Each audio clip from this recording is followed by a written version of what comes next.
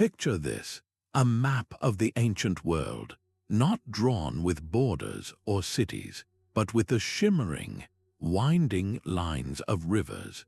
These were not just features on the landscape.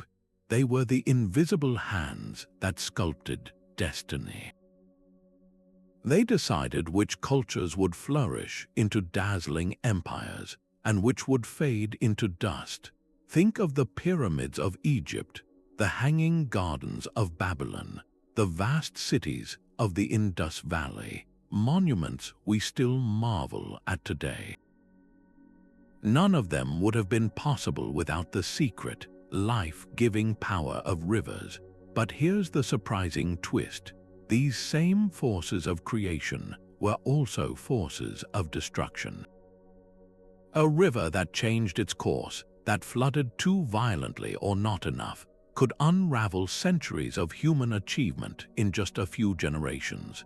We often study history through the lens of great leaders, epic battles, and revolutionary ideas, but we've largely missed the silent, flowing protagonist in every story, the river itself. This journey will pull back the curtain on that hidden narrative. We are going to travel back in time to see how ancient river systems, from the predictable Nile to the volatile Tigris and Euphrates, secretly engineered the rise and fall of empires. They were the original economic networks, the most vital trade routes, and the ultimate source of political power. Control the water, and you controlled life itself. But this power came with a profound vulnerability. By the end of our exploration, you will never look at a map or human history the same way again. You'll understand the deep, often forgotten connection between the geography of our planet and the fate of its people. So let's set sail on this incredible voyage together, tracing the currents of time to uncover how these majestic waterways built our world and just as quietly could break it. Consider for a moment the sheer improbability of ancient Egypt's existence. Surrounded by vast, unforgiving deserts, this civilization didn't just survive, it thrived in spectacular fashion for over 3,000 years. The secret to this incredible longevity wasn't a superior weapon or a hidden technology. It was a single, reliable river. The Nile functioned with a clockwork precision that ancient peoples could only interpret as divine. Every year, without fail, the summer rains in the highlands of Ethiopia would cause the river to swell, bursting its banks and blanketing the arid land in a layer of rich, black silt. This event, known as the inundation, was the very heartbeat of Egypt. It transformed a strip of desert into the most productive agricultural zone in the ancient world, a lush green ribbon winding through a sea of sand. This predictable abundance meant that Egyptian farmers could consistently produce a surplus of food, and it is this surplus, this extra grain, that is the fundamental building block of any complex society. When not everyone has to farm to simply avoid starvation, people are free to become artisans, priests, soldiers, scribes, and architects. That surplus grain paid the laborers who dragged the massive stone blocks for the pyramids. It fed the armies that protected the kingdom's borders.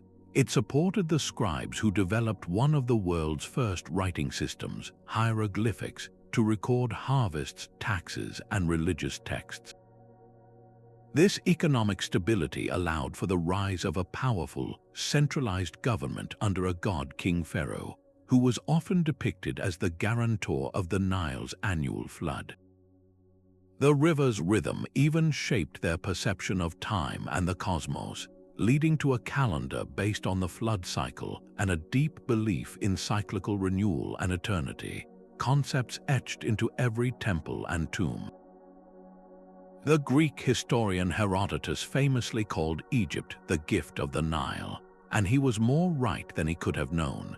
Without this single, steadfast river, the grandeur of Ramses the Great, the wisdom of Imhotep, and the mysteries of the Valley of the Kings would likely be nothing more than stories lost to the desert winds. The Nile's greatest gift was its consistency, providing a foundation of stability so solid that it allowed an empire to build upwards for millennia. Now, let's shift our gaze from the dependable Nile to the turbulent heart of another ancient world, Mesopotamia, the land between the Tigris and Euphrates rivers. Here, the relationship between water and civilization was not a serene gift but a constant, high-stakes negotiation. Unlike the Nile's gentle, predictable inundation, the floods of these twin rivers were ferocious and capricious. They didn't arrive with a reliable calendar but could surge violently in the spring from melting snows in distant mountains, often at the worst possible time for young crops. One year could bring a devastating deluge that wiped entire villages off the map. The next might bring a trickle, leaving fields parched and threatening famine. This wasn't a divine guarantee of life. It was a volatile, unpredictable force that demanded humanity fight back with its wit and will, and fight they did. This very challenge sparked a cascade of world-altering innovations. To survive the droughts, the Sumerians engineered the first large-scale irrigation systems, a vast network of canals and dikes to divert water to their fields. But managing this complex, shared resource required something brand new: organized bureaucracy. They needed to allocate water fairly, plan projects, and settle disputes. This necessity gave birth to detailed record-keeping, which in turn led to one of humanity's greatest inventions: writing.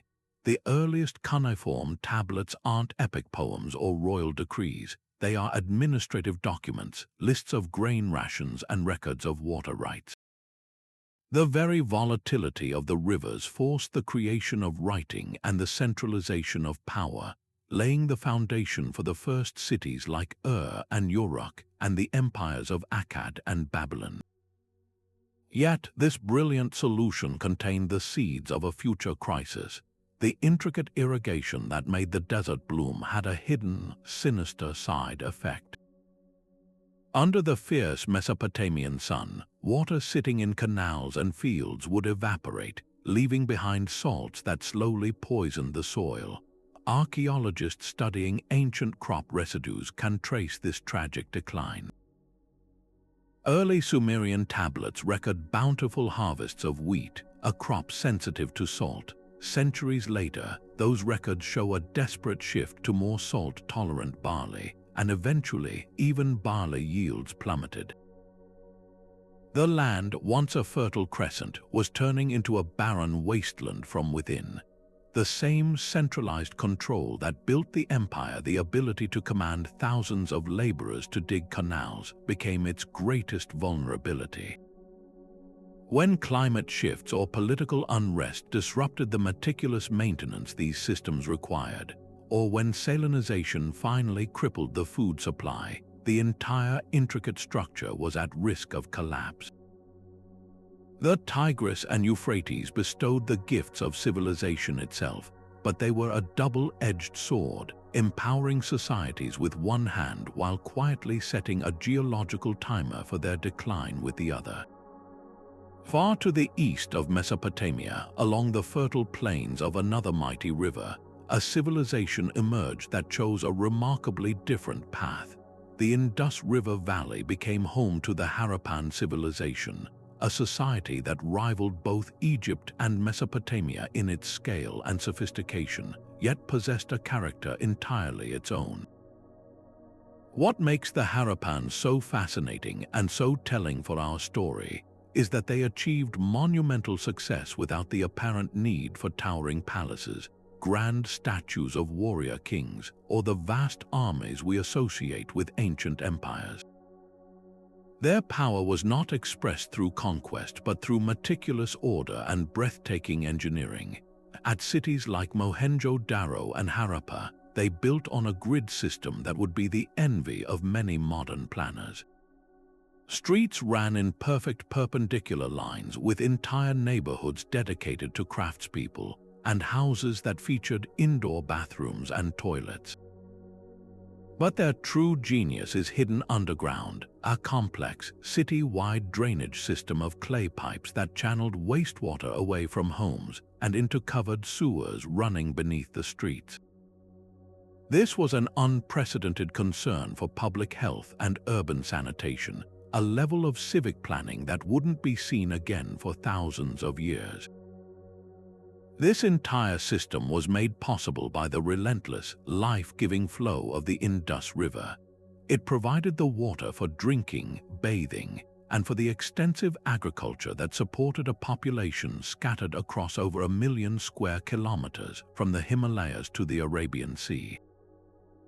The river was also their highway to the world. Archaeologists have found Harapan seals, small stone tablets used for marking goods in the ruins of Mesopotamian cities, evidence of a thriving trade network that moved copper, ivory, precious stones, and textiles across vast distances by boat. This economic connectivity, all flowing along the Indus, fostered a society of remarkable stability that lasted for nearly 1,000 years. Yet, despite their brilliance and adaptability, the Harapans faced a force even their engineering could not overcome. Geological studies of the region suggest that around 1900 BCE, a massive tectonic shift may have altered the landscape, causing the mighty Indus River to change its course or its tributaries to dry up. Some theories point toward a prolonged drought connected to wider climate changes that weakened the monsoon rains. The lifeblood of their civilization was slowly being cut off. Without a reliable water source for their fields and cities, the intricate social and economic fabric that held the civilization together began to fray. People likely abandoned the great cities in small groups, migrating eastward toward the Ganges River system in search of reliable water, their sophisticated urban culture gradually dissolving into smaller, simpler village communities. The silence of their collapse is deafening. There are no records of a great invasion or a single catastrophic event. Instead, it seems their immense success was built upon a foundation they could not ultimately control. The Harapans stand as a powerful testament to the fact that even the most resilient and adaptable river-based society was still engaged in a delicate dance with nature, a partnership where the river always led. If the Nile was a predictable benefactor and the Tigris and Euphrates a volatile challenge, then China's Yellow River was history's most demanding and paradoxical partner. Known as Huang, this mighty river earned the sorrowful nickname for a grim reason. Its floods are among the deadliest natural disasters in human history, claiming millions of lives over the centuries. Yet, this same destructive force was the absolute lifeline for China's earliest dynasties. The river's power comes from the vast Loess Plateau, a landscape of fine, wind-blown silt that gives the water its distinctive yellow hue. This silt is the key to the river's dual nature. When the Huang floods, it deposits this incredibly fertile loess across the North China Plain, creating some of the most productive land on Earth, perfect for cultivating millet and wheat. This agricultural bounty supported the rise of the Shang and Zhou dynasties, allowing for population growth and cultural development. But that same silt is also the source of its terrible destructiveness. As the river carries an enormous sediment load downstream, it constantly raises the riverbed, forcing the water to flow higher than the surrounding land. Generations of farmers built ever higher dikes to contain it, effectively creating a suspended river, a liquid sword of Damocles hanging over the heart of China. A breach in these levees wasn't just a flood, it was a cataclysm, unleashing a wall of water and mud that could drown entire provinces and alter the landscape itself. This constant threat demanded a response on a scale never before attempted. No single village or local lord could hope to tame the Yellow River. It required the organized labor of thousands, centralized planning, and a vast bureaucracy to coordinate the construction and maintenance of dikes, canals, and diversion channels. This immense undertaking became the primary justification for strong, centralized imperial rule. The emperor's legitimacy, enshrined in the mandate of heaven, was directly tied to his ability to control the waters. A well-managed river meant full harvests, social stability, and a prosperous realm, a sign that heaven favored the ruler. But a major flood was interpreted as a divine verdict of failure, a clear signal that the emperor had lost the mandate, often triggering widespread famine, social unrest, and peasant rebellions that could topple dynasties. The fall of the Qin dynasty, for instance, was hastened by its brutal demands for corvée labor for massive construction projects, including waterworks, which bred deep resentment. The river's unpredictable behavior forged a unique philosophy in the Chinese worldview, one that deeply understood the cyclical nature of power and the necessity of striving for harmony with nature's immense, uncontrollable forces. The Huang he taught that prosperity and catastrophe were two sides of the same coin, a lesson written in water and silt that shaped the very soul of Chinese civilization.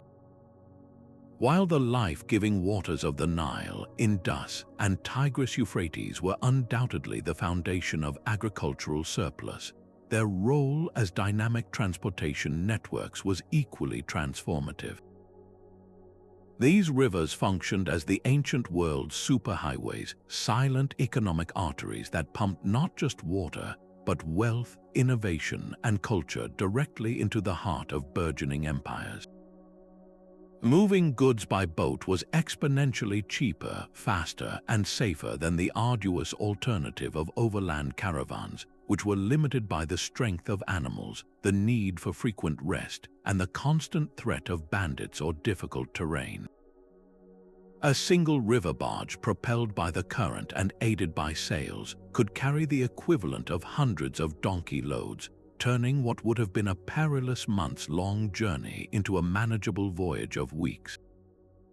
This logistical efficiency didn't just move luxury items, it enabled the bulk transport of essentials like grain, timber, and stone, fueling urban growth and large-scale construction projects that would have been otherwise impossible. The Nile served as Egypt's central nervous system, a perfectly navigable channel running the entire length of the kingdom. Royal barks laden with granite obelisks from Aswan in the south could sail north to the delta cities, while boats arriving from the Mediterranean brought cedar wood from Lebanon, a precious resource utterly absent from Egypt's native landscape. This constant flow of materials was the physical manifestation of pharaonic power, but the exchange went far deeper than commodities. The river was a conduit for ideas, carrying religious concepts, artistic styles, and technologies up and down its length, helping to forge a remarkably unified and enduring culture across hundreds of miles. Similarly, the twin rivers of Mesopotamia opened a door to the world. The Tigris and Euphrates provided access to the Persian Gulf, and from there, Mesopotamian merchants could sail into the vast Indian Ocean trade networks. Archaeological digs at the city of located near the river's mouth, have uncovered treasures not from nearby lands but from distant civilizations, carnelian beads from the Indus Valley, lapis lazuli from far-off Afghanistan, and copper from Oman. This evidence paints a picture of a surprisingly interconnected ancient world, with Mesopotamian cities acting as vibrant hubs in a globalized economic web. Perhaps most importantly, these riverine trade routes became the primary vectors for spreading some of humanity's most fundamental innovations. The concept of the wheel, first devised in Mesopotamia, likely traveled along these waterways. Advanced metalworking techniques for bronze and later iron spread from one river valley to another, revolutionizing toolmaking and warfare. The very idea of writing itself, developed to manage temple economies, was exchanged and adapted, with Egyptian hieroglyphs and Mesopotamian cuneiform influencing each other and later alphabets. This interdependence, however, created a critical vulnerability. An empire's economic health became inextricably linked to its control over these liquid highways.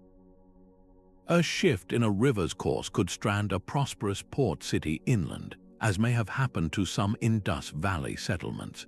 A rival power gaining control of a crucial estuary could strangle trade and levy exorbitant taxes, as the Hyksos once did to Egypt from their position in the Nile Delta.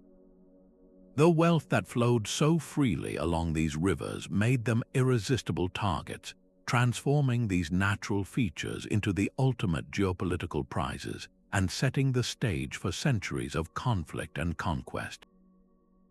This concept of water as the ultimate source of power finds its most potent expression in the theory of the hydraulic empire, a term that captures how the very need to manage a river could forge the structure of a state itself.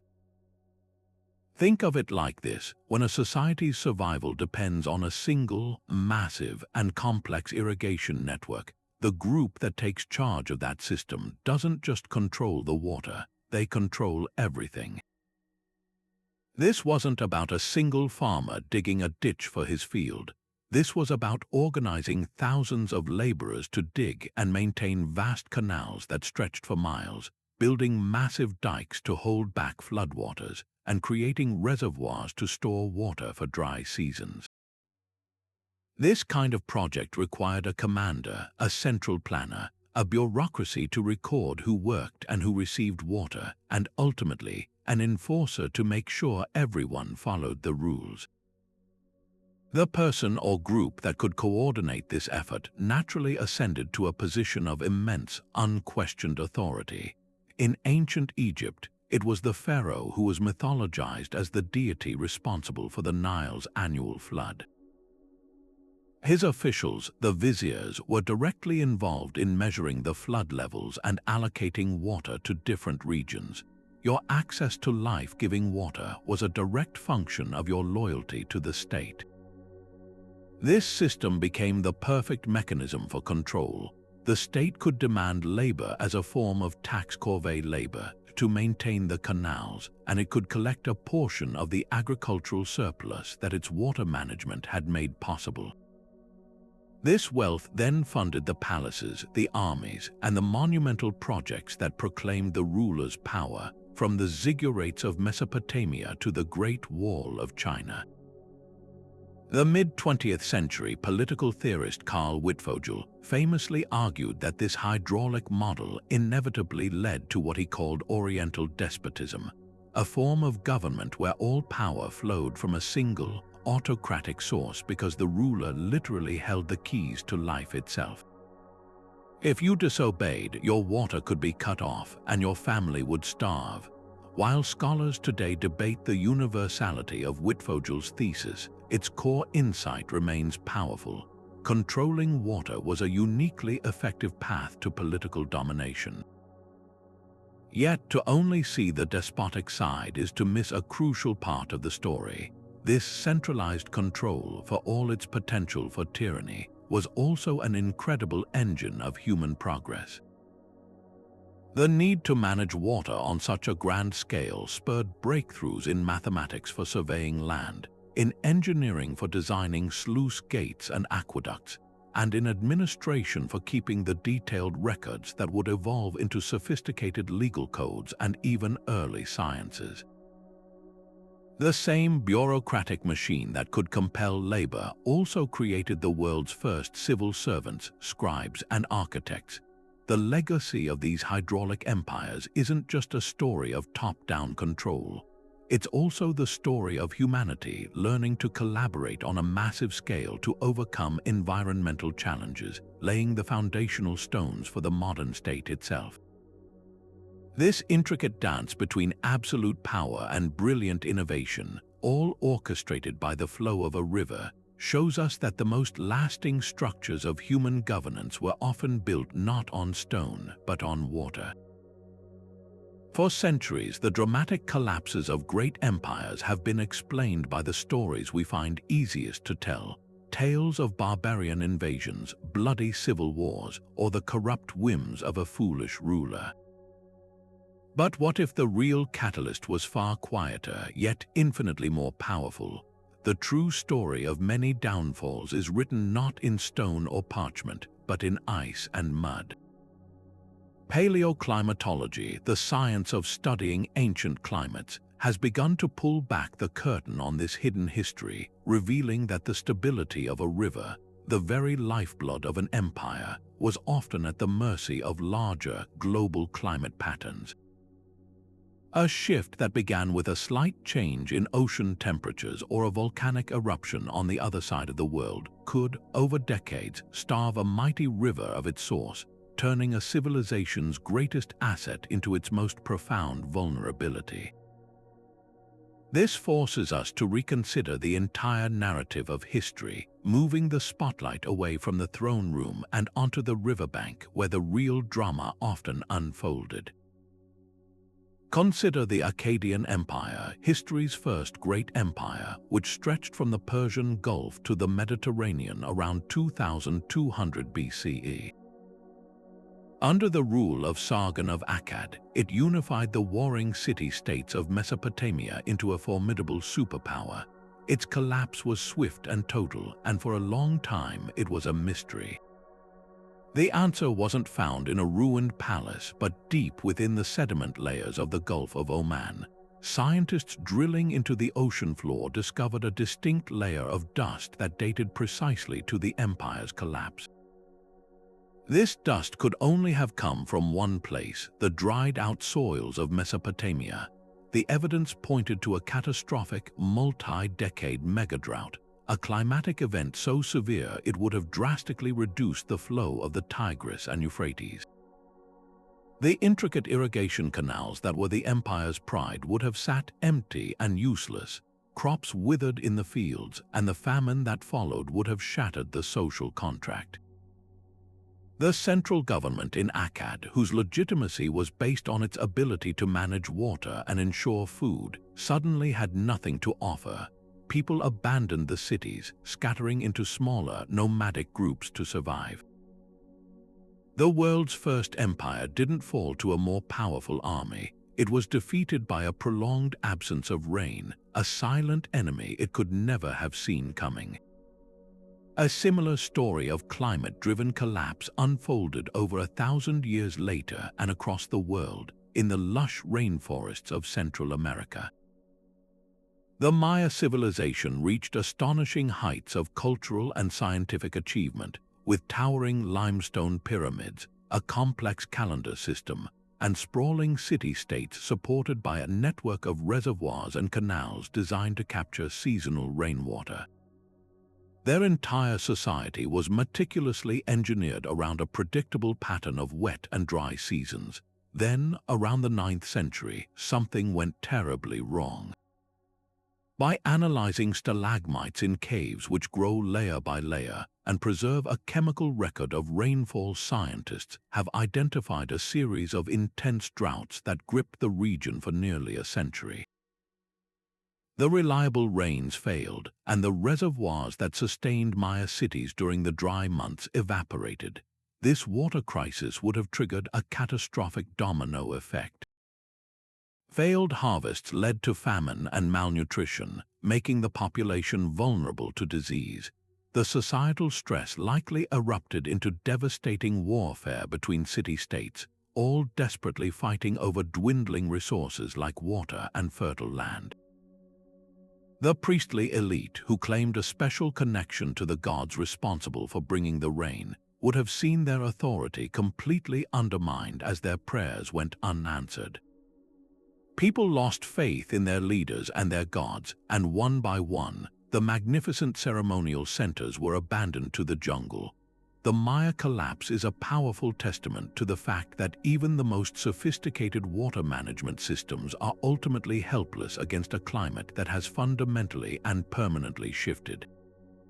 This new understanding, gleaned from ice cores, lake sediments, and tree rings, forces a profound rethink of history. we can no longer view these ancient civilizations as existing in a stable, benevolent environment that they simply mastered or failed to master. Instead, they were dynamic players in a fragile and ever-changing ecological system.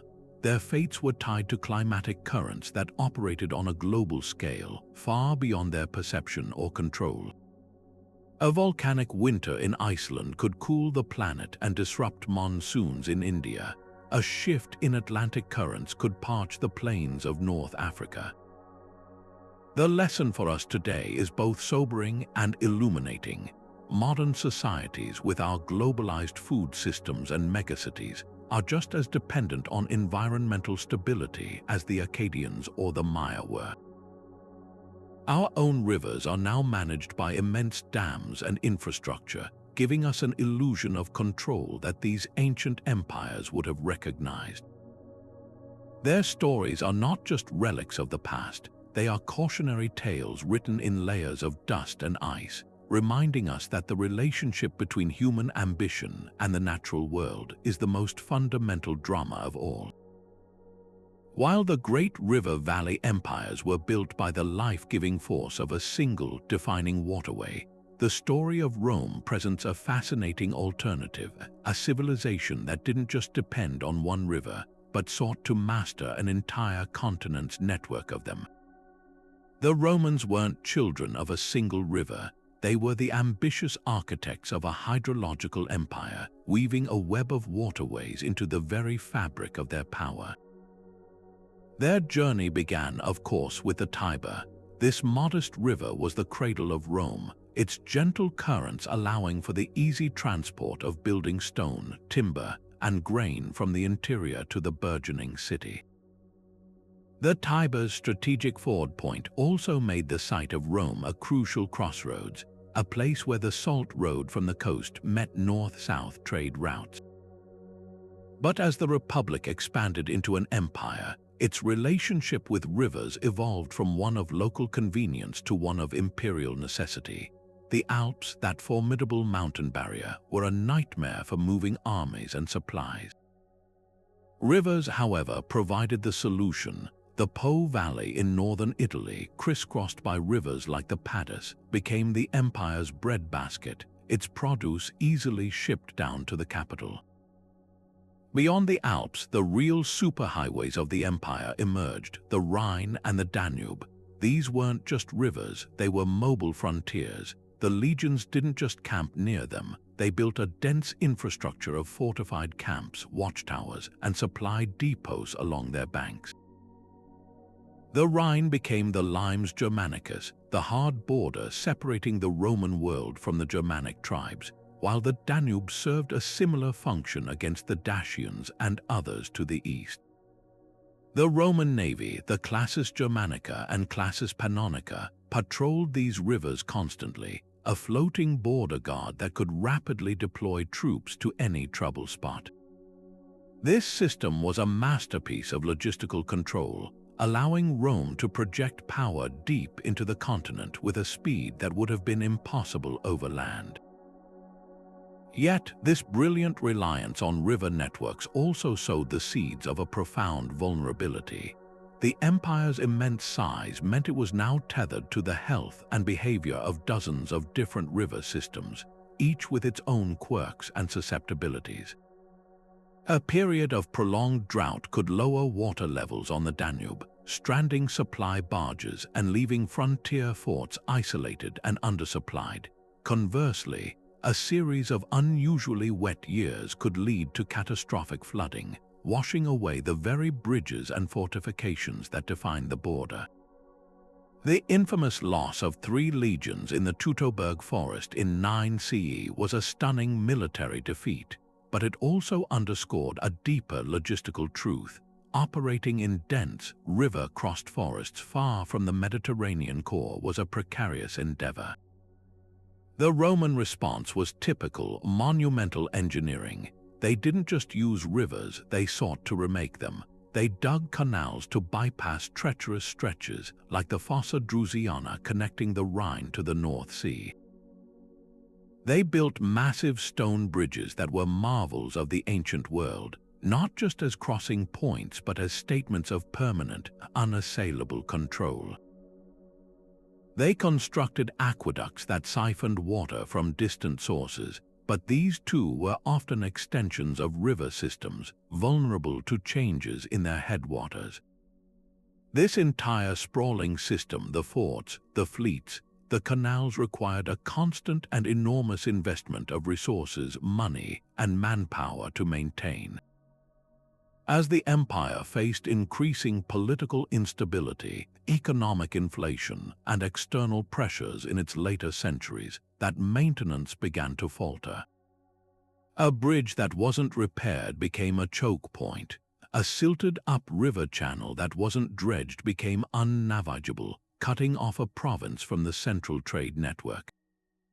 The gradual fragmentation of the Western Roman Empire can be seen, in a very real sense, as a failure to maintain this hydrological nervous system. The rivers that had once unified and defended the empire began, through neglect and changing climate, to become barriers that isolated its parts, allowing local powers to emerge and ultimately contributing to the empire's dissolution. Rome's story shows that mastering a river network could build a continent-spanning empire, but that the very scale of that dependency could become its most critical point of failure. But the power of a river went far beyond its physical banks. It flowed directly into the realm of the divine. For ancient peoples, the awesome, life-giving, and sometimes terrifying force of a river could not be explained by mere geology. It had to be the work of a god. This belief led cultures across the world to deify their rivers, transforming these flowing bodies of water into powerful deities whose moods directly dictated the fate of mortals. This wasn't a simple metaphor. It was a fundamental truth that shaped every aspect of life, from daily rituals to the legitimacy of kings. In Egypt, the Nile wasn't just called the gift by Herodotus. It was personified as the god Hapi, a potent deity depicted with heavy breasts and a rounded belly, symbolizing the fertility and abundance he brought with the annual flood. The pharaoh, himself a god-king, was seen as the intermediary between the people and Hapi. His most sacred duty was to perform ceremonies to ensure the inundation arrived, and the success or failure of the flood was a direct reflection of his piety and power. A bountiful flood meant the gods were pleased with his rule. A weak one could be interpreted as divine displeasure, potentially triggering a crisis of confidence that could destabilize his reign. The river's behavior was the ultimate performance review. This deep spiritual connection is perhaps most vividly alive today in the relationship between India and the Ganges. In Hindu tradition, the Ganges is not merely a river. She is the goddess Ganga who descended from heaven to earth. Her waters are considered inherently purifying, capable of washing away a lifetime of sins. This belief makes the river the epicenter of spiritual life for millions. Pilgrims travel thousands of miles to bathe in her waters, and many wish for their ashes to be scattered into her currents after death, believing it will liberate their soul from the cycle of rebirth.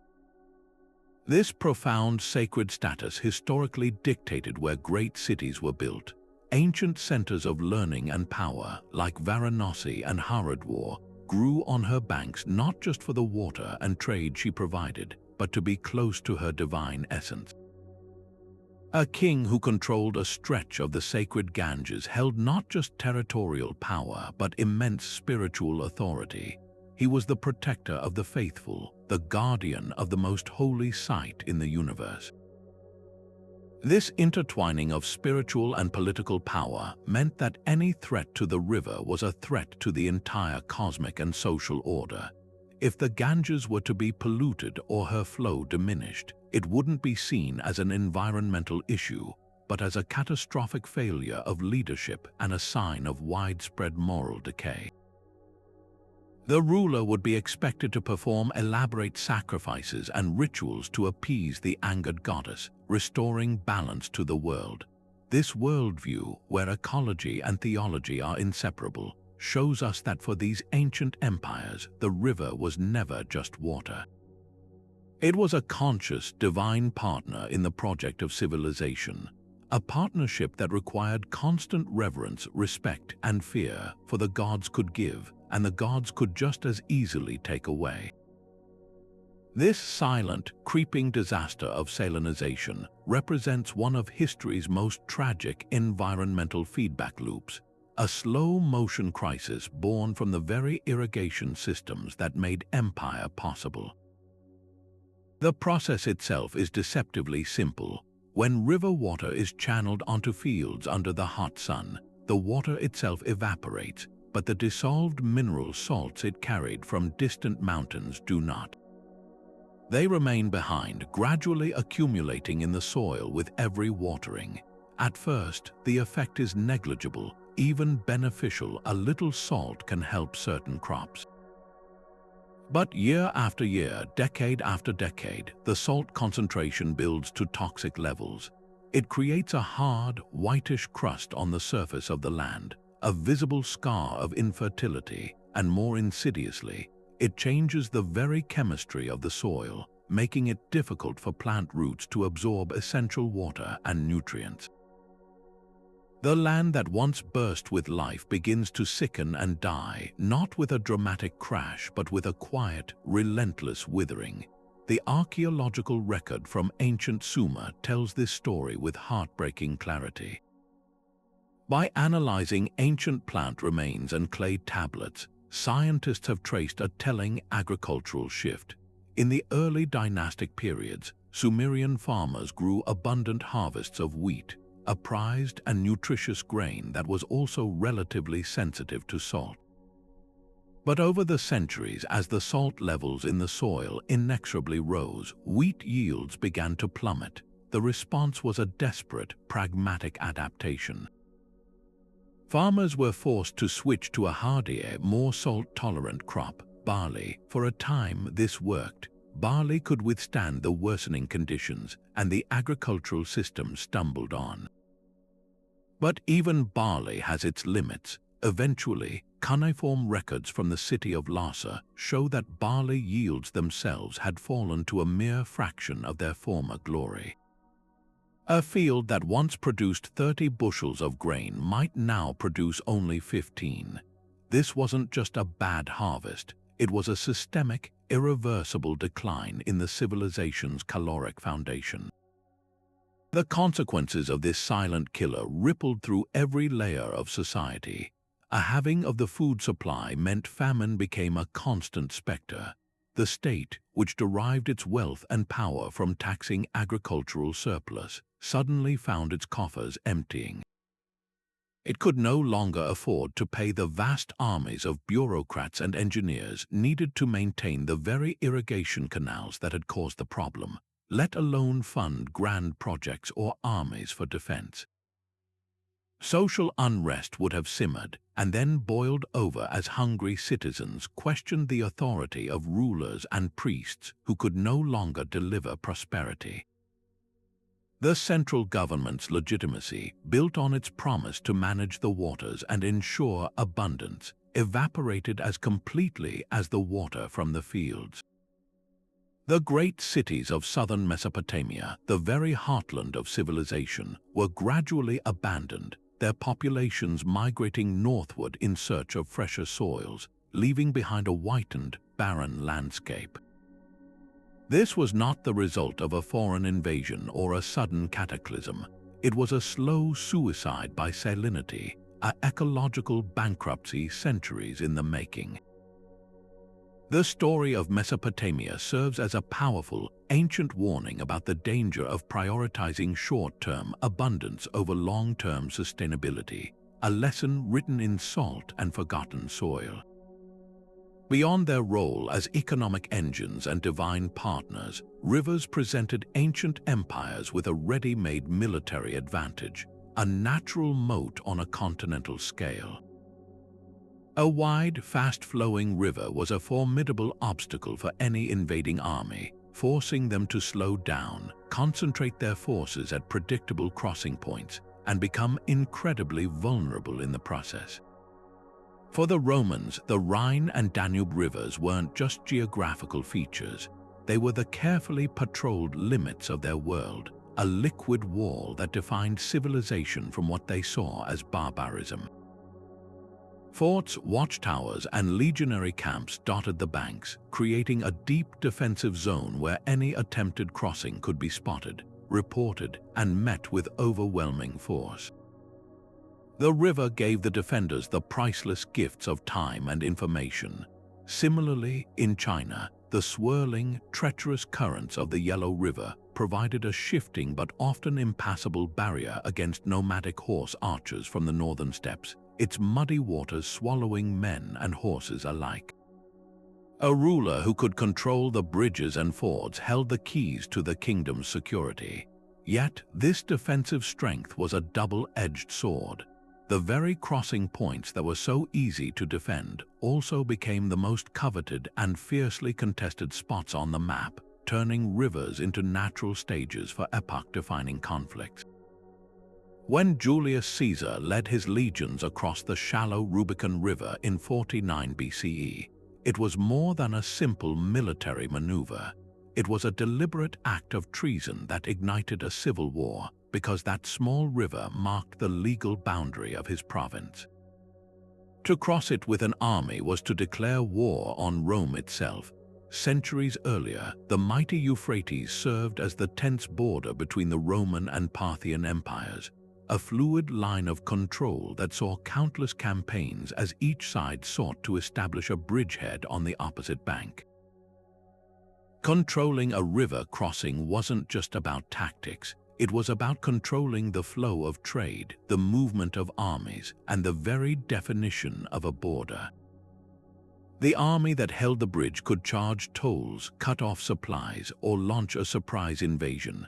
However, empires that grew too confident in their watery defenses could be caught utterly off guard by nature itself. Rivers are not static lines drawn on a map. They are dynamic, living systems. A period of prolonged drought could cause a major river to shrink to a series of easily fordable streams, as may have happened at times along the Rhine, effectively erasing the border and inviting invasion.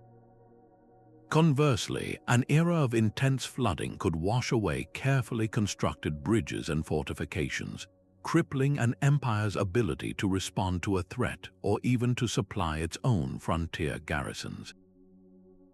The silent, gradual process of sedimentation could slowly fill in a deep channel, turning a once formidable barrier into a swampy, easily crossed plain over the course of a few generations. An empire's first warning of this geological betrayal might be the sudden appearance of an enemy army where deep water should have been. For those with the resources and ingenuity to master them, navigable rivers offered a military capability that was nothing short of revolutionary: the ability to project power deep into enemy territory with breathtaking speed and efficiency. Moving an army overland was a slow, grueling, and logistically monstrous undertaking. Soldiers marched on foot, supply wagons moved at a crawl, and foraging for food was unreliable and dangerous. But an army that could travel by river moved at the speed of the current, supplemented by sail. A single fleet of barges could transport thousands of troops, along with their weapons, siege equipment, and months of supplies, directly into the heart of a rival's lands, fresh and ready for battle. The Viking longships that terrorized Europe centuries later were the ultimate expression of this principle, but the Romans, Persians, and Chinese all understood it perfectly. The Roman fleet on the Rhine was not just a border patrol. It was a rapid reaction force, a mobile artillery platform, and a supply train all in one. This fluvial mobility allowed empires to punch far above their weight, securing territories that would have been logistically impossible to hold otherwise. A river, therefore, was never just a barrier or a highway. It was a multifaceted tool of empire, and its military value was determined by the vision and skill of the civilization that sought to wield it. Faced with the mercurial moods of their life-giving rivers, ancient empires did not simply yield to nature's whims. They launched some of history's most ambitious counter-offensives, not with armies but with engineering. This was a battle fought with shovels, surveying tools, and staggering ambition, transforming unpredictable waterways into disciplined instruments of power. Consider the Qanat systems of ancient Persia, a breathtakingly elegant solution to arid environments. In the scorching plains, Persian engineers didn't chase scarce surface water.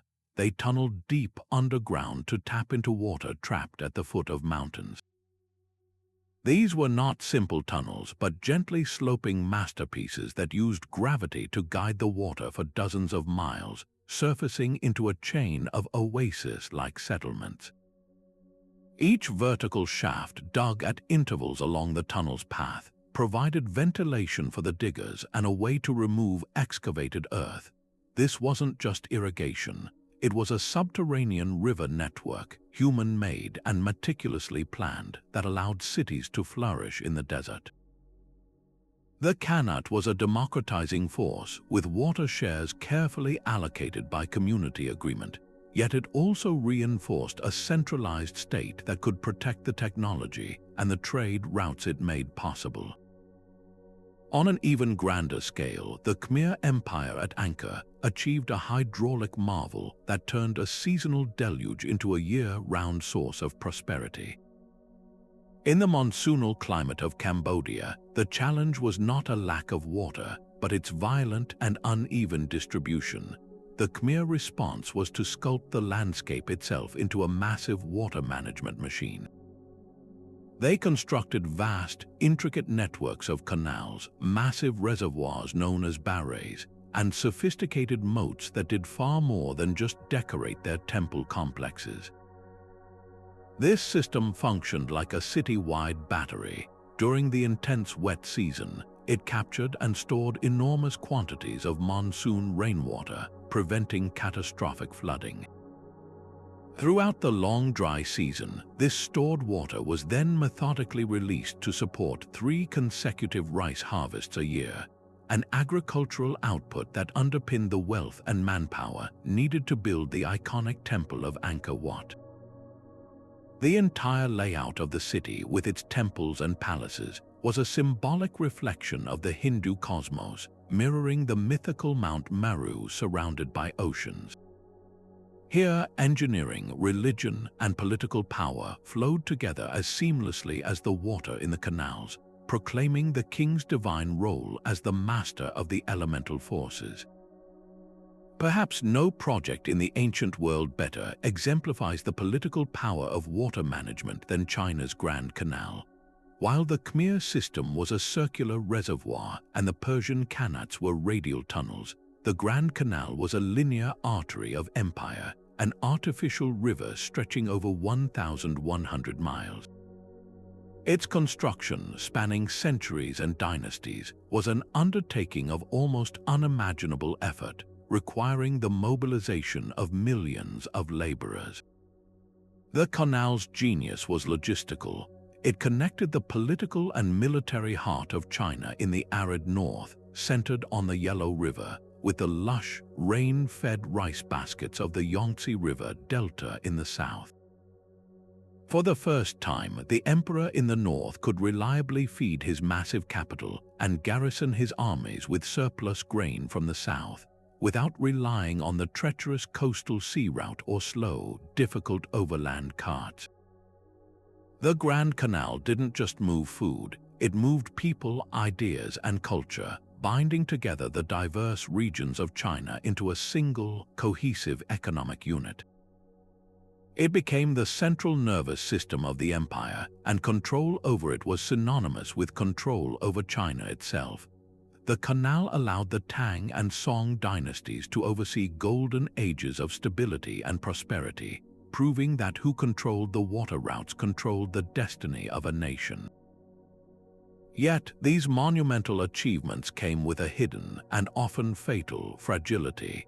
Each engineering marvel was not a one-time construction but a living system that demanded eternal vigilance and constant, costly maintenance.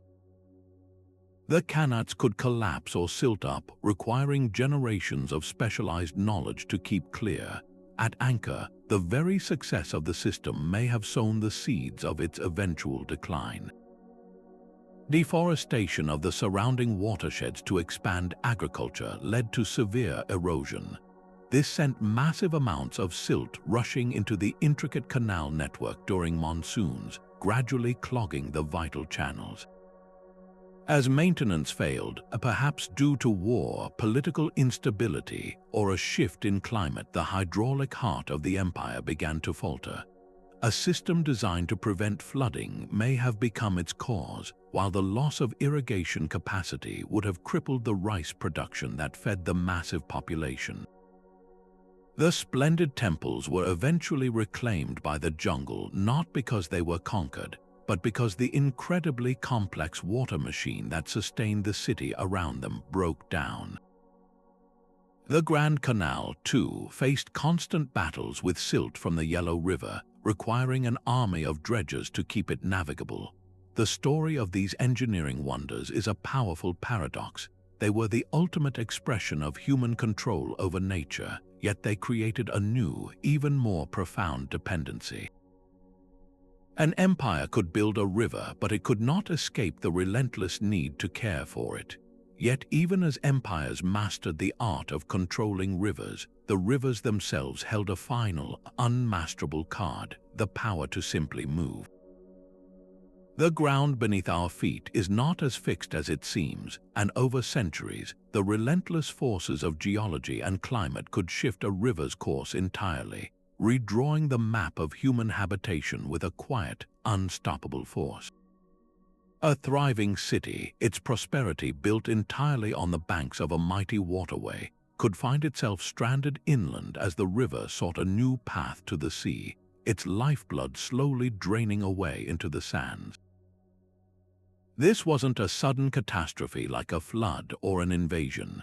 It was a slow, generational crisis, a creeping drought that forced societies to make an impossible choice: stay and wither, or abandon everything and follow the water. These great migrations, driven by the wandering of rivers, became some of the most significant and disruptive events in ancient history, acting as a powerful engine for both cultural destruction and incredible rebirth. One of the most profound examples of this phenomenon may be the story of the Sarasvati River, a legendary waterway sung about in the ancient Hindu Vedas as great among the great, the most mighty among rivers. For centuries, scholars debated whether this was a mythical river or a real one. Now, thanks to satellite imagery and geological surveys, we know the Sarasvati was very real. It once flowed parallel to the Indus, a colossal river system fed by glacial melt from the Himalayas, supporting a vast network of settlements that were contemporaries of the great Harapan cities. Then, around 1900 BCE, a combination of tectonic uplift and a shift in monsoon patterns began to starve the Sarasvati.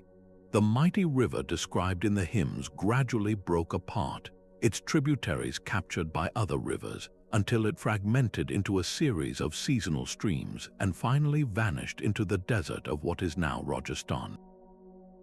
The communities that depended on it were faced with a slow-mounting disaster. As the wells ran dry and the fields turned to dust, the only path to survival was a mass eastward migration toward the perennial waters of the Ganges River basin. This great movement of people was far more than a simple change of address. It was a crucible that forged a new cultural era for the Indian subcontinent. The Vedic peoples, carriers of the Sanskrit language and the foundational texts of Hinduism, were likely among these migrants. Their journey from the desiccating northwest into the fertile Gangetic plain brought them into new environments and contact with different peoples, forcing adaptation and innovation. The epicenter of Indian civilization shifted decisively from the Indus-Sarasvati region to the Ganges, where new kingdoms and republics would eventually rise.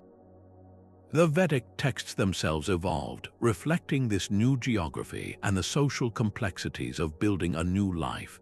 The trauma of losing their ancestral river may even be echoed in the sacred texts, a cultural memory of a lost golden age and a powerful, life-giving force that had abandoned them.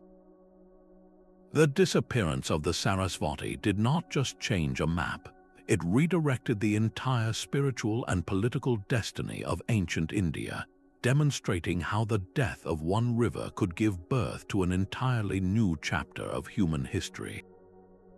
A similar story of river-induced disruption played out millennia earlier in the very cradle of civilization itself. The Tigris and Euphrates rivers were never stable, their channels silted up easily, and they were prone to sudden, catastrophic avulsions, the geological term for when a river abruptly leaves its channel for a new one. These shifts, while less permanent than the total disappearance of the Sarasvati, could render entire regions uninhabitable almost overnight. A city that was once a bustling port on the Persian Gulf could find itself landlocked as the rivers deposited their silt and extended the coastline further south. More importantly, these changes in water distribution could create power vacuums and opportunities for new groups. Historical records and archaeological evidence suggest that a period of increased aridity and river instability around 2200 BCE put immense pressure on the settled agricultural communities of Mesopotamia. This environmental stress likely created an opening for semi-nomadic pastoralist groups from the surrounding arid lands, such as the Amorites. For these groups, the weakening of the established city-states was a chance to move in from the margins. The Amorites, once depicted in Sumerian records as uncivilized barbarians from the west, began to settle in the increasingly vulnerable Mesopotamian heartland.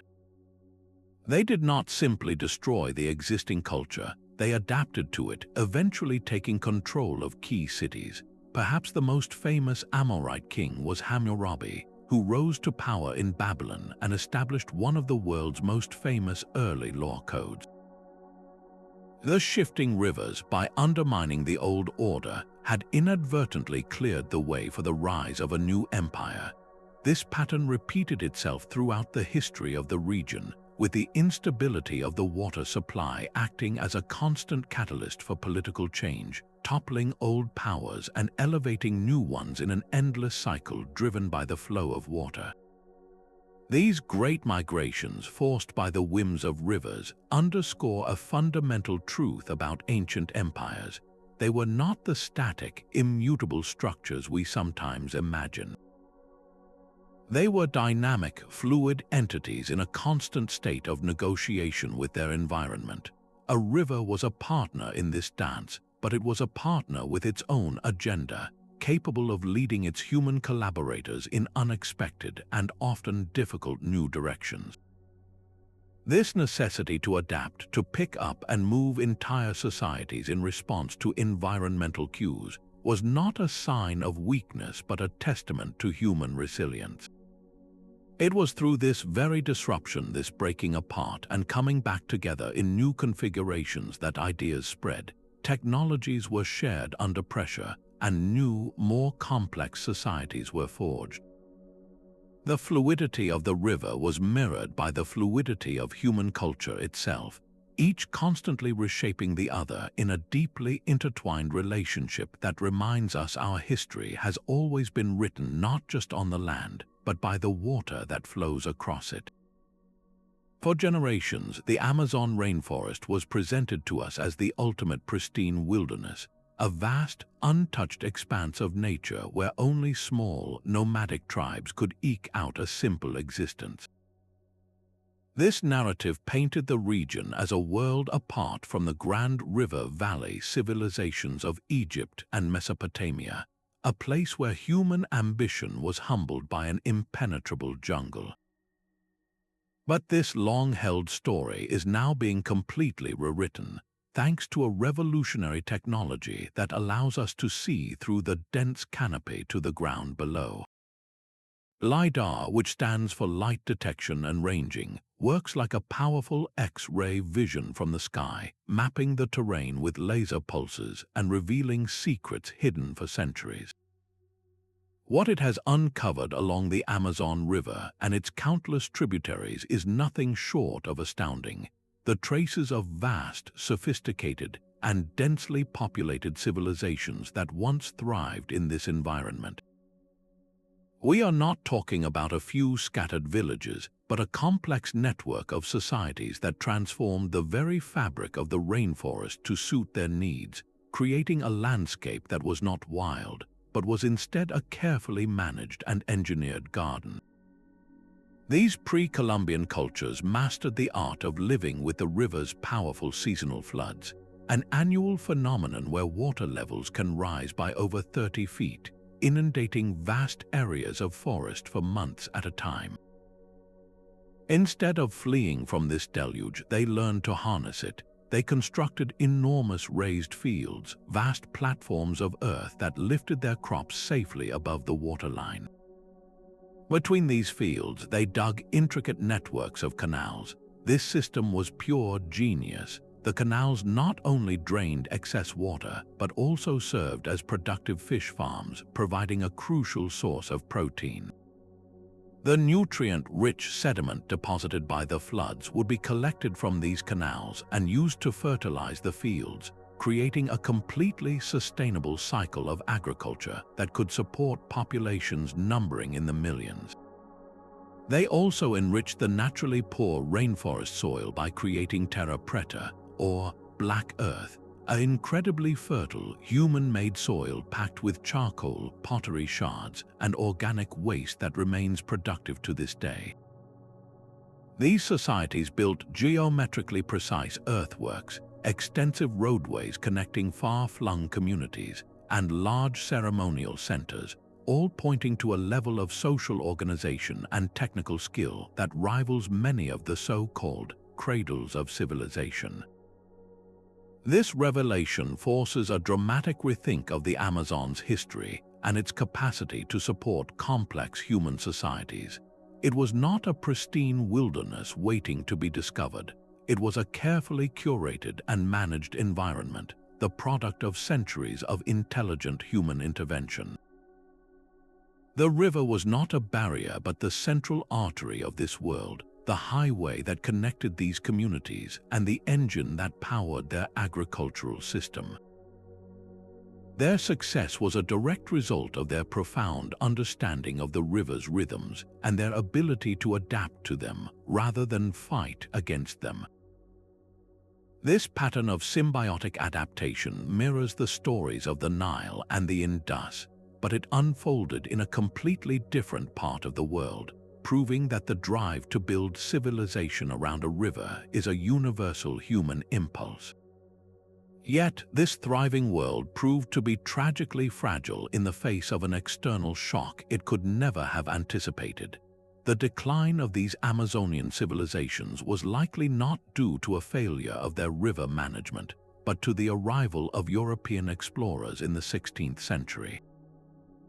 These newcomers brought with them invisible invaders, old-world diseases like smallpox, measles, and influenza. For populations that had no immunity, these illnesses were apocalyptic. Historians and epidemiologists estimate that up to 95% of the indigenous population may have perished within the first century of contact. This catastrophic depopulation meant there was no one left to maintain the intricate systems of raised fields, canals, and orchards. The carefully managed landscape was swiftly reclaimed by the relentless jungle, burying the evidence of its sophistication under a thick green veil for centuries. Within a few generations, the memory of these vast societies faded, and the myth of the empty, untamed Amazon was born. Their story is a poignant and powerful reminder that even the most resilient and well-adapted river-based societies could be utterly vulnerable to forces from beyond their world, a lesson in the interconnectedness of human history and the fragility of even the greatest accomplishments. The very blueprint of an ancient city, its streets and temples, its markets and walls, was often a direct response to the river that gave it life. This was urban planning in its most literal sense, a city planning its existence around the unpredictable, life-giving force of a waterway. We can see this intimate relationship etched into the ruins of civilizations across the globe. In Mesopotamia, the great city of Babylon was not simply placed near the Euphrates, it was conceptually and physically oriented toward it. The processional way, the city's main artery used for religious festivals and royal triumphs, led directly to the banks of the river, which functioned as both a spiritual and commercial gateway to the wider world. The river was the stage for the city's most important rituals and its busiest port, blurring the line between the sacred and the economic. Similarly, 1,500 miles to the east, the engineers of the Indus Valley civilization demonstrated an almost modern understanding of urban design. At Mohenjo-Daro, they constructed an entire metropolis on a precise grid pattern, but this grid was not aligned to the points of a compass. Instead, it was carefully angled to harness the prevailing winds, which would funnel through the streets and provide natural cooling for its inhabitants. More importantly, the main avenues were designed to channel water and waste away from residential areas and toward the Indus, showcasing a sophisticated grasp of public health and hydraulic engineering that wouldn't be seen again in many parts of the world for thousands of years. This deliberate alignment with rivers provided immense advantages that went far beyond a simple water source. A city's main thoroughfare leading to a riverbank created a natural hub for trade. Goods arriving by boat from distant lands could be unloaded directly into the heart of the marketplace, while local products for export could be loaded with ease, minimizing transportation costs and maximizing economic efficiency. This layout also solved critical problems of sanitation. Cities like those in the Indus Valley built elaborate networks of covered drains and clay pipes that ran beneath their streets, all sloped to use gravity to carry wastewater away from homes and eventually into the river. This wasn't just about convenience, it was a matter of survival, preventing the outbreak of waterborne diseases that could devastate a dense urban population. Furthermore, this organized, river-centric design reinforced social hierarchy and political control. The most important structures, the ziggurat, the palace, the main temple, were often positioned in elevated areas or with the most direct access to the river, symbolizing the elite's privileged connection to both the divine and the source of the city's wealth. The river's geography, therefore, didn't just shape the city's streets, it shaped its entire social and political order. Yet, this profound dependency was a pact with a capricious partner. A city that oriented its entire existence toward a river was also placing itself directly in the path of potential catastrophe. The same Euphrates that brought wealth to Babylon could also bring utter destruction if its floods were more violent than usual, inundating the carefully laid streets and drowning the lower sections of the city. Even more insidious than a sudden flood was the slow, geological betrayal of silt. This is tragically illustrated by the fate of the Indus Valley port city of Lothal. Archaeologists have determined that Lothal was once a thriving, bustling dockyard, with a massive engineered basin connected to the nearby river and then to the Arabian Sea, making it a crucial node in an international trade network. But over centuries, the river carrying sediment from the Himalayas gradually deposited its load, slowly silting up the critical channel that connected Lothal to the open ocean. What was once a vibrant port found itself landlocked, its economic reason for existence literally choked off by the very river that had given it life. The city was likely abandoned, its population forced to migrate, a powerful testament to how the slow, unseen work of a river could erase a city from the map just as surely as any invading army. The design of these ancient cities, therefore, presents us with a powerful paradox. It reflects a deep and hard-won understanding of hydraulic principles, the use of gravity for drainage, the management of seasonal floods, the harnessing of currents for transport. Yet, it also reveals a deep and often fragile dependence on conditions remaining stable. The brilliant infrastructure that enabled explosive urban growth and imperial expansion also created a critical point of failure. A shift in the river's course, a change in its sediment load, or a prolonged alteration in its flood cycle could render the most sophisticated urban planning obsolete, turning a masterpiece of engineering into a monument to a forgotten vulnerability. The city and the river were locked in a continuous dance, a relationship of incredible ingenuity that was always, ultimately, at the mercy of nature's whims. For the ancient Egyptians gazing at the night sky, the stars were not just points of light. They were a divine clockwork, a celestial mechanism directly tied to the fate of their entire civilization. The one event that mattered above all others was the annual flooding of the Nile, and they discovered that its timing was written in the heavens. Just before the dawn in late July, the star Sirius, the brightest in the night sky, would make its first brief appearance after a 70-day absence. This event, known as the Heliacal Rising, consistently occurred just before the river began its life-giving swell. The Egyptians saw this as no mere coincidence. To them, Sirius, which they called Sopdet, was a goddess whose return from the underworld triggered the inundation, awakening the god Hapi to overflow the river's banks. This astronomical observation became the absolute cornerstone of their society.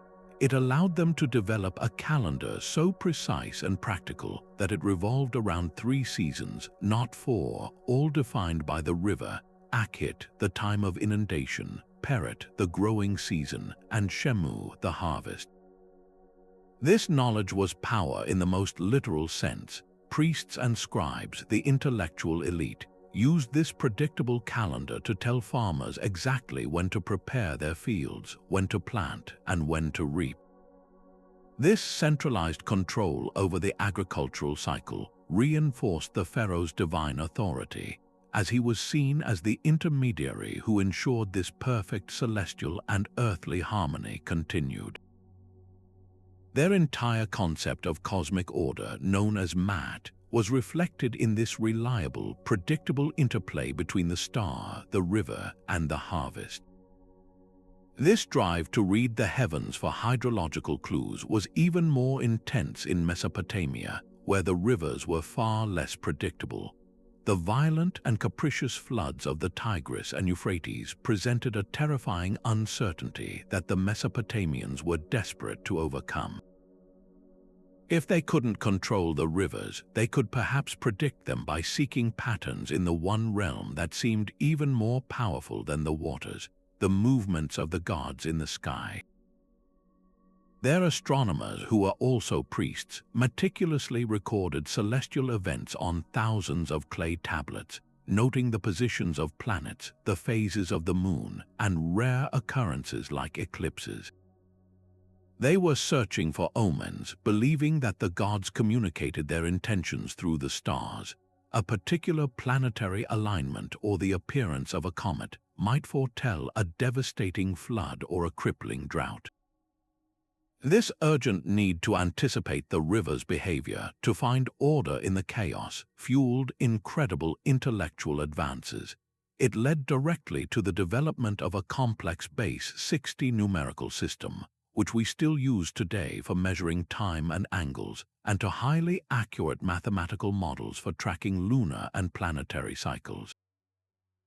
Their scientific inquiry, though wrapped in divination, was a direct response to the ecological pressure of living with volatile rivers.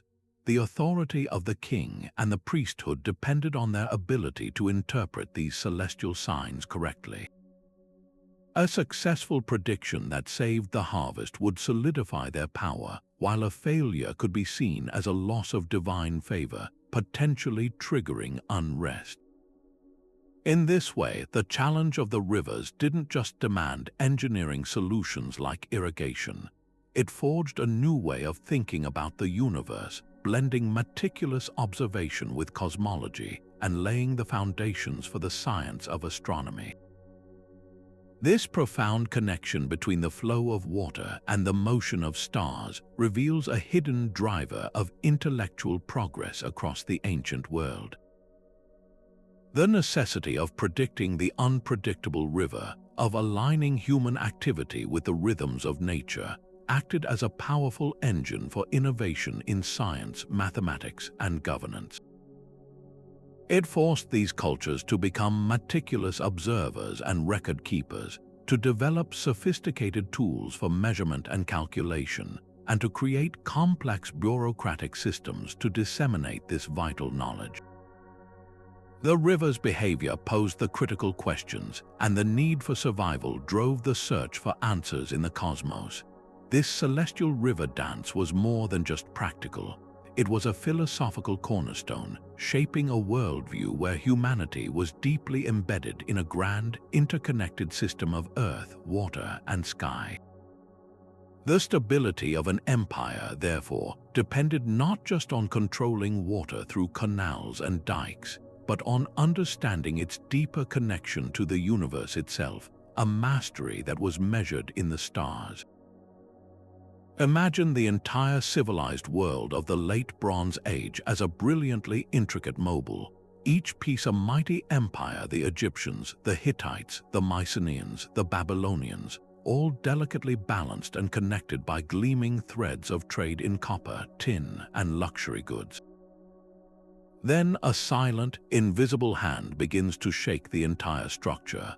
This was the Great Collapse around 1200 BCE, an event so catastrophic it erased entire kingdoms from the map and plunged the Mediterranean into a centuries-long dark age. For generations, historians pointed to the usual suspects: mysterious invaders known only as the Sea Peoples, massive earthquakes, or widespread warfare. But what if the true instigator was something far more fundamental, a failure not of armies, but of the very environment that sustained them, a perfect storm of climate change that struck at the heart of every empire: its rivers? Evidence is now emerging from the most unlikely of places, deep beneath the sea and buried in ancient lake beds. Scientists drilling sediment cores from the bottom of the Mediterranean and from inland lakes have discovered layers of dust and mineral deposits that tell a story of profound and prolonged drought. These geological archives reveal that a period of severe aridification gripped the eastern Mediterranean and Near East right at the time of the collapse.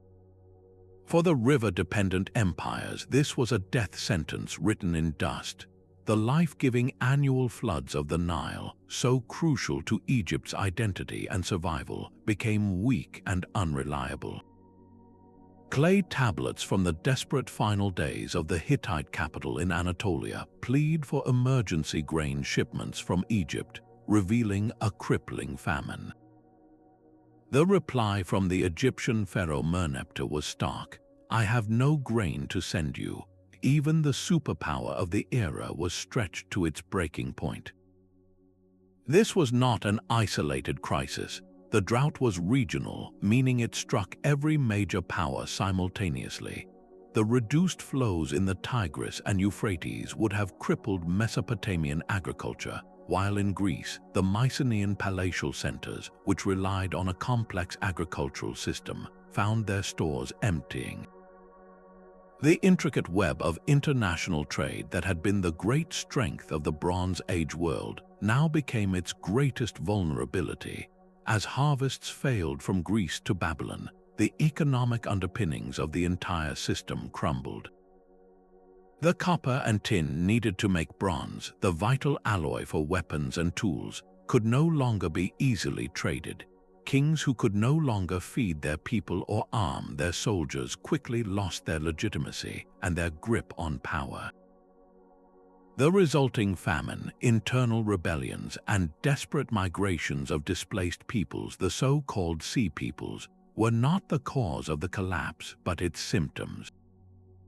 They were the final, violent spasm of a globalized system in its death throes, a system whose foundations had been utterly washed away by the absence of water. The story of the late Bronze Age collapse is the ultimate cautionary tale, reminding us that no matter how grand our palaces or how powerful our armies, our fate is inextricably linked to the environmental systems we often take for granted. Even as the centralized empires of antiquity faded into memory, the power of rivers to shape human destiny did not ebb. In the sprawling, fragmented landscape of medieval Europe and beyond, waterways like the Seine, the Rhine, the Danube, and the mighty Volga became the vital arteries of a new world order, forging kingdoms, fueling commerce, and sparking conflicts that would define the era. Without the grand bureaucratic machines of Rome or Persia to manage them, these rivers took on a more raw and immediate form of power, one controlled by local lords, merchant guilds, and ambitious kings who understood that whoever commanded the water commanded the wealth of the land. Consider the rise of the Frankish Empire under Charlemagne.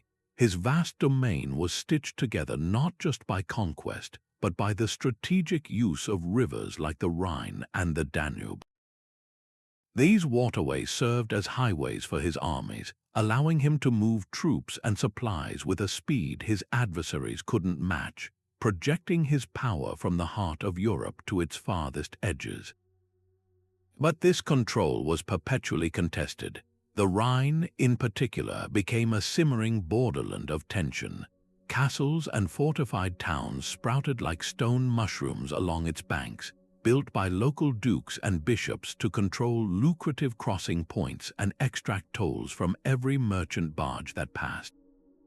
This constant jockeying for control over the river's economic lifeblood was a primary source of conflict between the central authority of the Holy Roman Emperor and the increasingly independent Germanic princes, a power struggle that would shape the political map of Germany for centuries.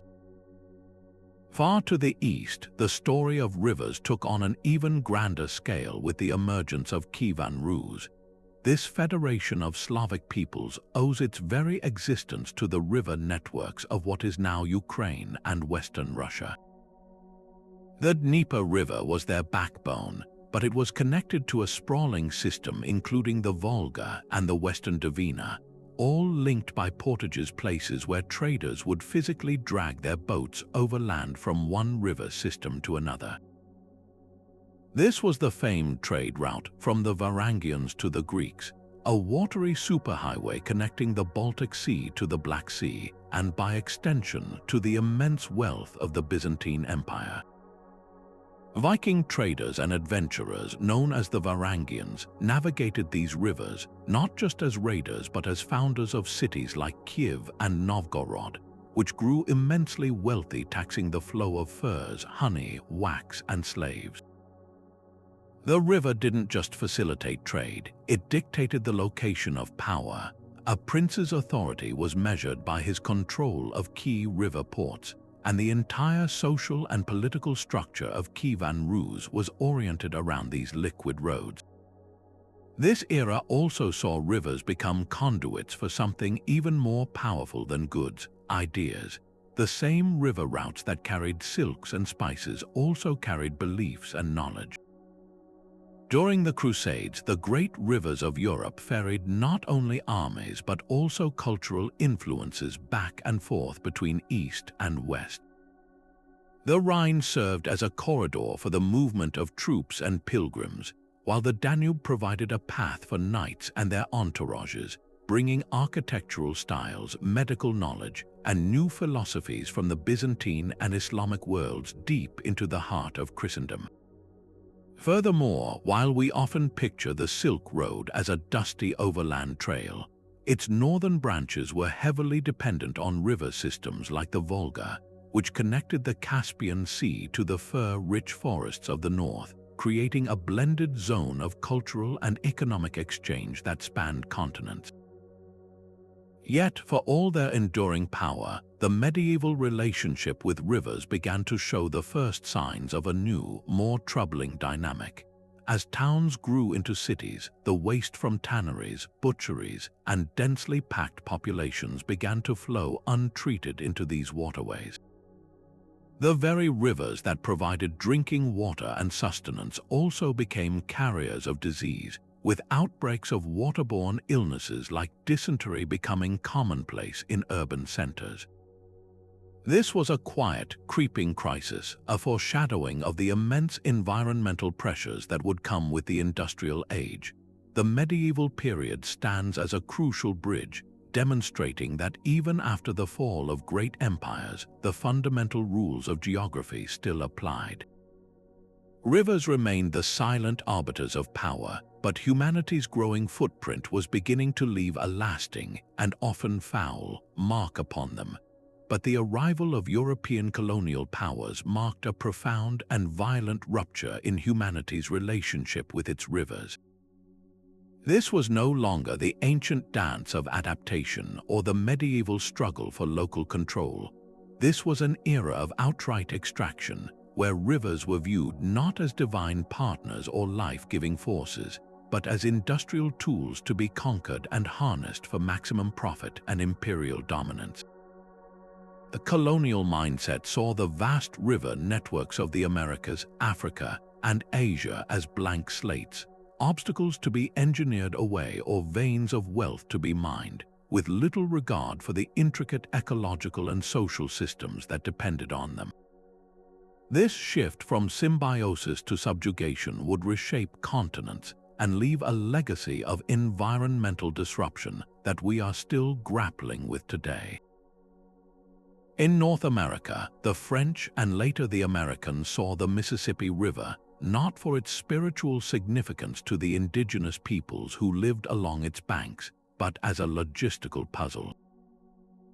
Their goal was to tame its meandering, unpredictable flow into a straight, efficient commercial highway. They embarked on a centuries-long campaign of river engineering, constructing thousands of miles of levees and floodwalls that effectively straitjacketed the Mississippi, cutting it off from its natural floodplain. This allowed for the explosive agricultural development of the floodplain itself, but it came at a catastrophic cost. The river, denied its natural outlet, began to deposit its immense sediment load not across a wide delta, but directly into the deep waters of the Gulf of Mexico. This process is starving the Louisiana wetlands, causing them to erode and vanish at an astonishing rate, losing a football field of land every 100 minutes. The levees also funneled the river's power, making floods downstream less frequent but exponentially more devastating when they inevitably overtopped the artificial barriers.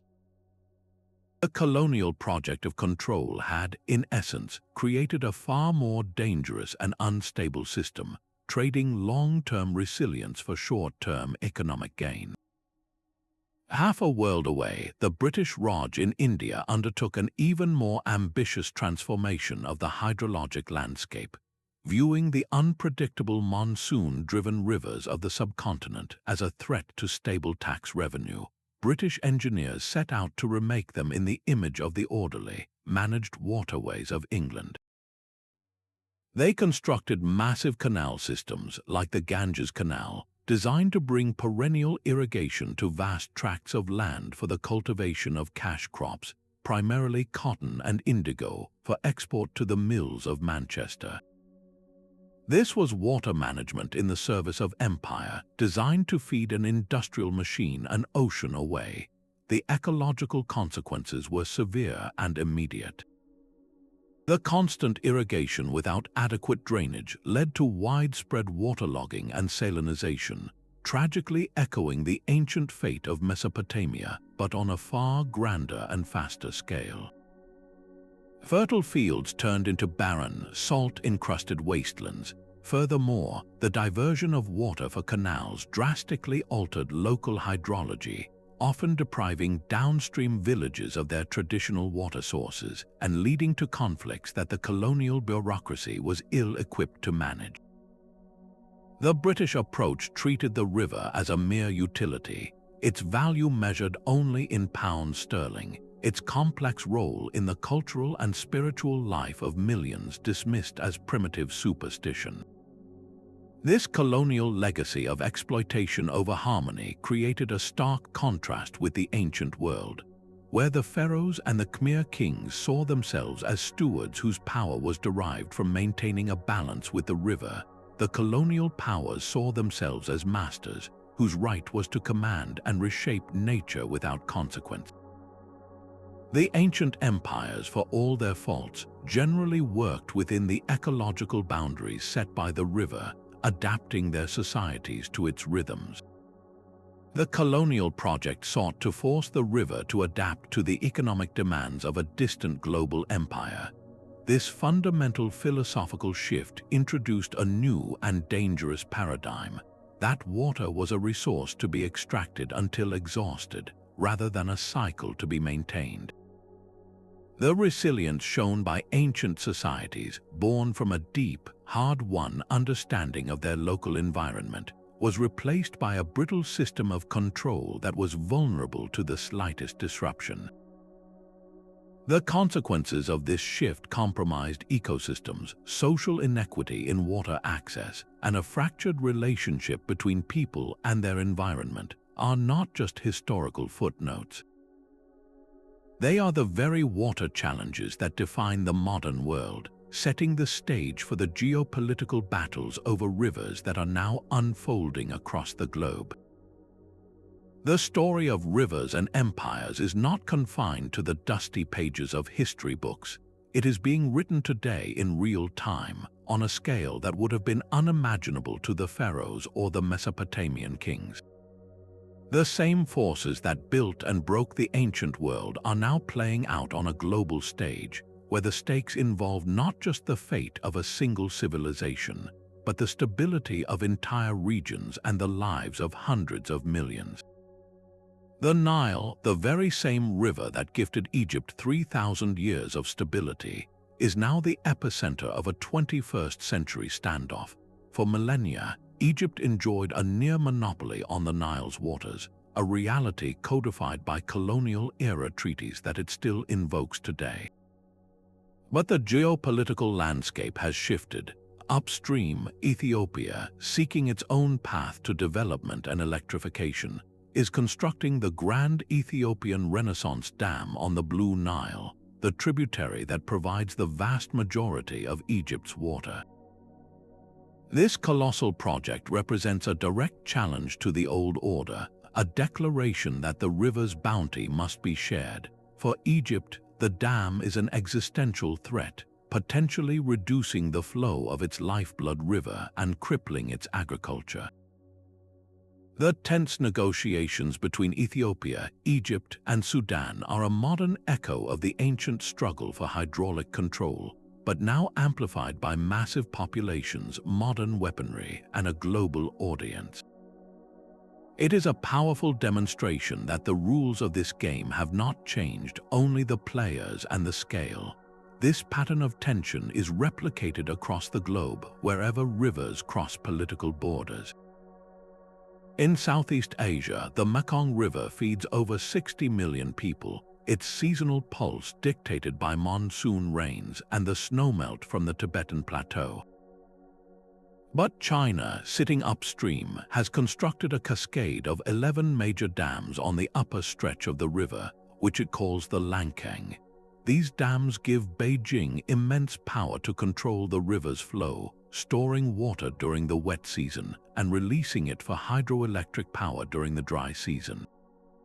For the downstream nations of Laos, Cambodia, Thailand, and Vietnam, this manipulation is devastating. It disrupts the natural flood cycle that fertilizes farmlands and sustains the world's largest inland fishery in Cambodia's Tonle Sap Lake. The sediment that would normally flow downstream to rebuild the Mekong Delta in Vietnam is now trapped behind concrete walls in China, causing the delta, home to 20 million people, to literally wash away into the sea, succumbing to saltwater intrusion. Here, water is not just a resource, it is a strategic tool, and control over it translates into geopolitical leverage, creating a deeply unequal relationship between an upstream superpower and its downstream neighbors.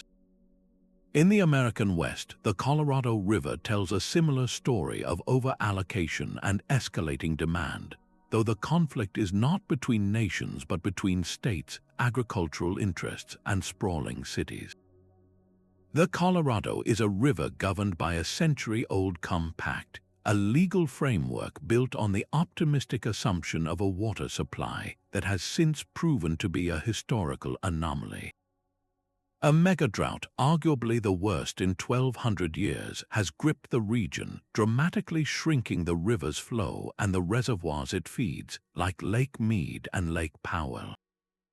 The 7 U.S. states and Mexico that depend on the Colorado are now locked in a bitter struggle over who must make the deepest cuts to their water usage.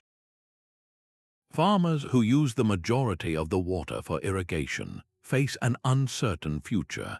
Major cities like Los Angeles, Phoenix, and Las Vegas, which grew into metropolises on the promise of this water, are implementing drastic conservation measures and seeking new, expensive sources. The crisis on the Colorado is a stark lesson in what happens when legal and political systems fail to adapt to a changing climate, creating a zero-sum game where one region's water security is perceived as another's loss. What makes these modern disputes uniquely perilous is the accelerating impact of climate change, which acts as a threat multiplier. The ancient Akkadians or Maya faced climate shifts that unfolded over decades. Today's changes are occurring at a breathtaking pace. The glaciers of the Himalayas, which feed the Indus, Ganges, and Brahmaputra rivers, sustaining nearly 2 billion people, are retreating rapidly.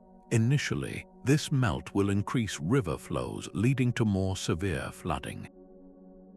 But eventually, as the glaciers disappear, the rivers will become seasonal trickles, dependent solely on fickle monsoon rains, threatening a catastrophic water crisis for a quarter of humanity. This global phenomenon intensifies every local water dispute, adding a layer of environmental urgency to age-old political conflicts. The lessons from history have never been more clear or more urgent. The collapses of the past show us that civilizations which become over-dependent on a fragile water source and which fail to manage that resource sustainably or cooperatively are building on a foundation of sand.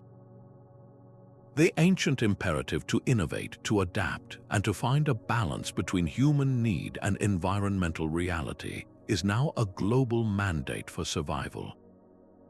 If we step back from the individual stories of pharaohs and emperors and look at the grand tapestry of human history, a powerful and recurring pattern comes into focus, a cycle as inevitable as the flow of the rivers themselves. Civilizations consistently rise by brilliantly harnessing the power of a river, leveraging its gifts to create agricultural surplus, economic wealth, and complex political structures. They enter a golden age of innovation, building monumental irrigation works, bustling port cities, and vast trade networks, all predicated on the river's predictable behavior. This is the seductive phase of mastery, where human ingenuity appears to have tamed nature itself. Yet, this very success sows the seeds of vulnerability. The society becomes deeply, inextricably overdependent on that single water source. Its population grows to fill the land the river can irrigate.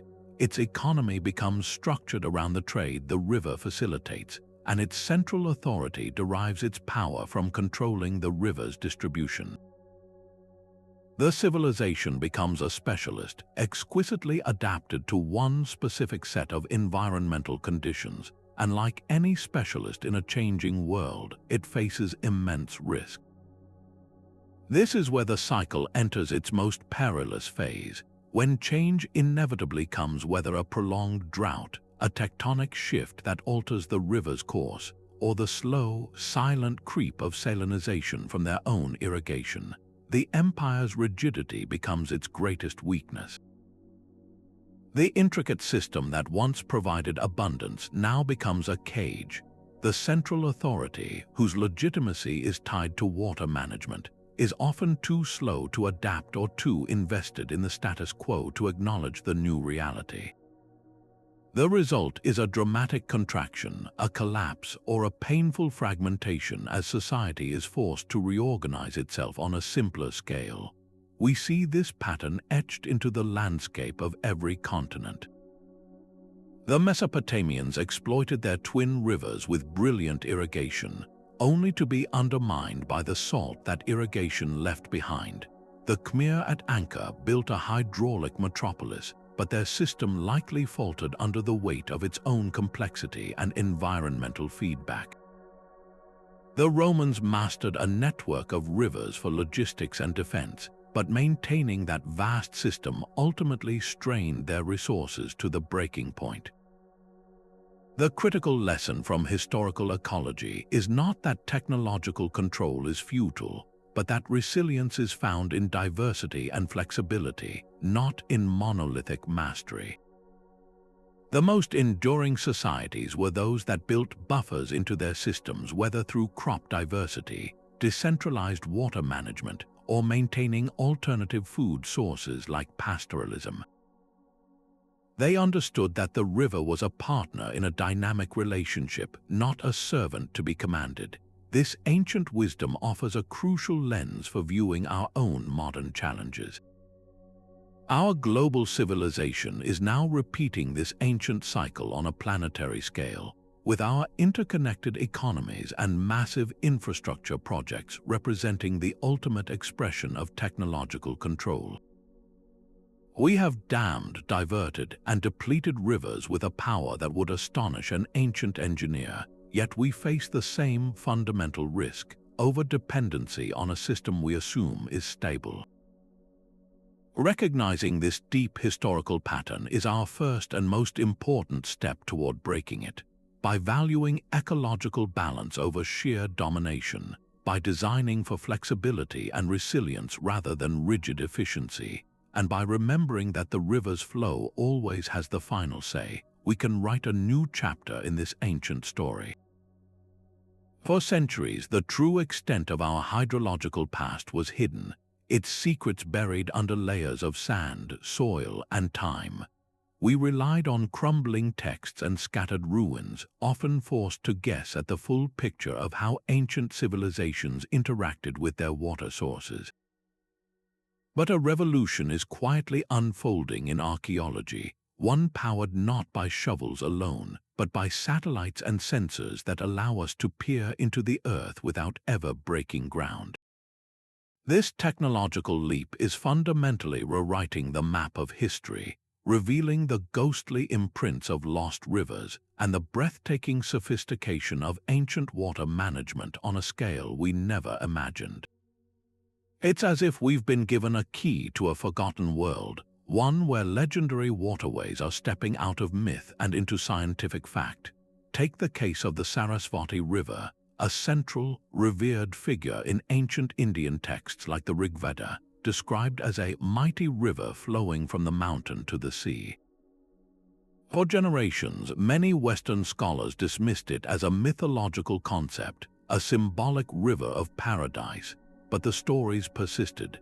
Then, starting in the late 20th century, scientists began using satellite imagery to map subtle topographic features and variations in vegetation across northwestern India and Pakistan.